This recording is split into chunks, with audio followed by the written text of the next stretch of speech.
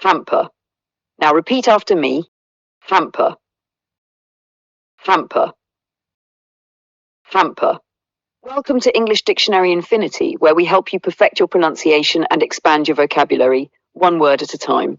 To hamper means to obstruct or interfere with the progress of something, making it more difficult to achieve a goal. For example, when something hampers your efforts, it slows you down or makes it harder to succeed. In a sentence, heavy rain hampered the construction work, delaying the project.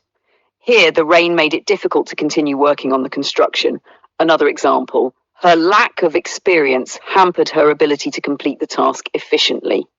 Synonyms, some words similar to hamper, are hinder, to create obstacles that slow down progress, obstruct, to block or interfere with something, delay or prevent progress by causing difficulties.